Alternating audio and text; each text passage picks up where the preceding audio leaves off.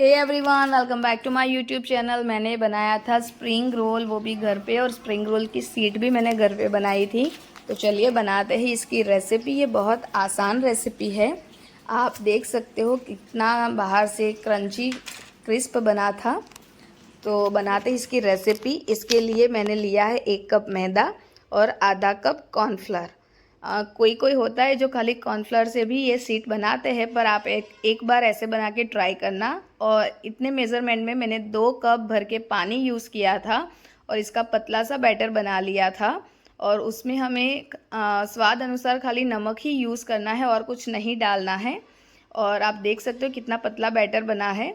और एक तवा गरम करने रख दिया था मैंने, डोसा वाला, और उस पे ऐसे चम्मच से हमें बैटर डालना है और तवा हिलाते ही हमें बैटर को सारे तवे पे स्प्रेड कर लेना है। और 1-2 मिनट के लिए मीडियम फ्लेम पे रखना है। और उसके बाद अपने आप ही ऐसे जो स्प्रिंग रोल सीट है वो आराम से ऐसे निकल जाएगी। तो आप ऐसे करके सारी सीट बना लेना। और ये सीट मतलब आप ऐसे नहीं कि बैटर डाला और डोसा के जैसे स्प्रेड कर सकते हो, आपको तवा हिला के ही ये करना पड़ेगा। और कुछ जगह ऐसा रह जाए तो आप रिफ़िल भी कर सकते हो। और ऐसा करके हमने सारी सीट बना लेना है। सीट बनाने में थोड़ी कंजट होगी शुरुआत में, 1-2 सीट ख़राब भी हो जाएगी, पर फिर आराम से बनेगी। और देख सकते हो आप कितनी ट्रांसपेरेंट सीट बनी है और बहुत ही सॉफ्ट बनती है ये।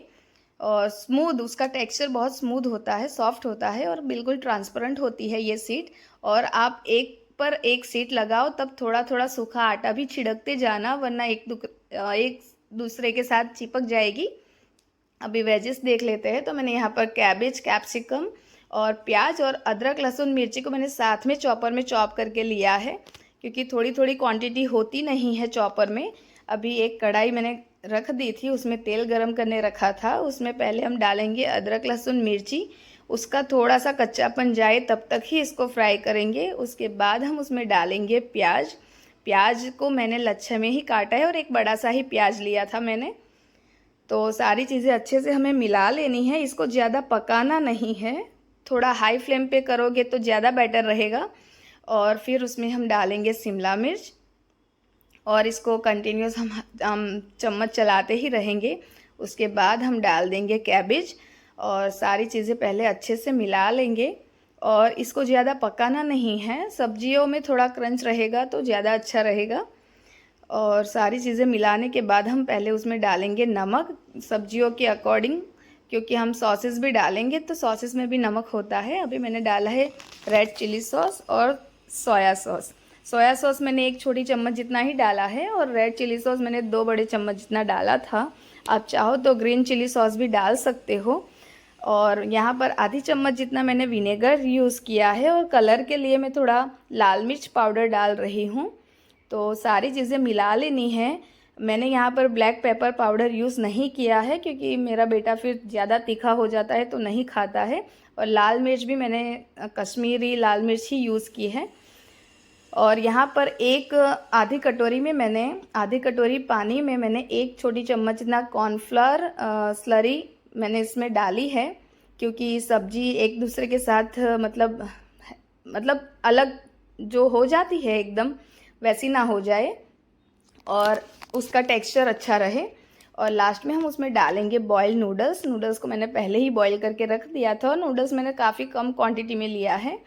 अभी हमें सारा चीज़ अच्छे से मिला लेनी है। आपके पास स्प्रिंग अनियन, कैरेट, बीन्स वगैरह है तो आप डाल सकते हो, मैंने कुछ ऐसा डाला नहीं है।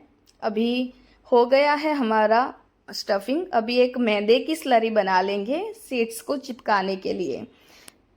तो अभी मैंने एक सीट ले ली है, उस पर हम जो स्टफिंग बनाया है वो मतलब भर देंगे। और हमें ऐसे करके स्प्रिंग रोल रोल कर लेना है। ऐसे पहले लेना है। अब साइड्स जो है उसको मैदे की स्लरी के साथ चिपकाना है।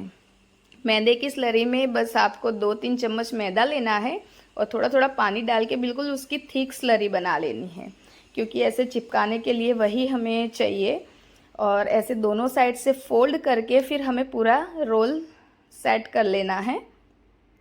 ऐसे ही करके हमें सारे रोल बना लेने हैं पहले। और कुछ कुछ रोल्स ऐसे टूट भी जाते हैं, तो आप अपनी तरफ से एडजस्ट कर सकते हो। और ऐसे करके हमें सारे रोल बना लेने हैं। वैसे ही करके मैंने सारे रोल्स बना लिए थे। आपको मैं दूसरी बार भी एक बार दिखा देती हूँ कि कैसे किया था। तो ऐसे करके आराम से रोल बन जाएंगे। अगर आप सुबह में भी शीट बना के रख लेते हो तो भी आराम से आप शाम को बनाना चाहो तो बना सकते हो। अभी तेल को बिल्कुल हमें एकदम गर्म करना है, फिर उसके बाद हमें उसमें रोल डालना है। और ऐसे चिमटे की मदद से ही आपको वो करना पड़ेगा, क्योंकि और मेरे से गलती ये हो गई थी कि मेरा कढ़ाई छोटा था और मैंने 3-3 एक साथ ही डाल दिया, जबकि 2-2 ही आराम से फ्राई होता। तो आप थोड़ी ये ध्यान रखना कि आप या तो बड़ी कढ़ाई लें या फिर 2-2 ही एक साथ रोल को फ्राई करें।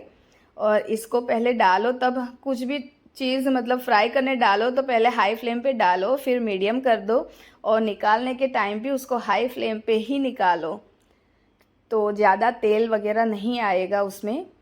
अभी हमारा रोल रेडी हो गया है। वैसे ही करके मैंने फिर सारे जो स्प्रिंग रोल थे वो सारे फ्राई कर लिए थे।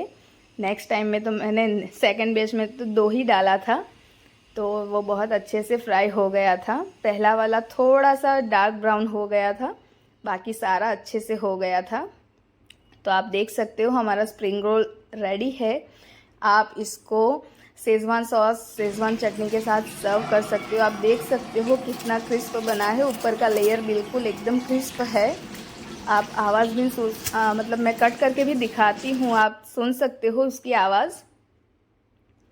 तो देखिए हमारा स्प्रिंग रोल बिल्कुल रेडी है। तो आप अपनी फैमिली के लिए बिल्कुल बना के ट्राई करें। बहुत अच्छा, बहुत बढ़िया, बहुत टेस्टी बनता है। मेरे बेटे को बहुत पसंद है। मेरे चैनल को सब्सक्राइब करें। Thanks for watching. जय श्री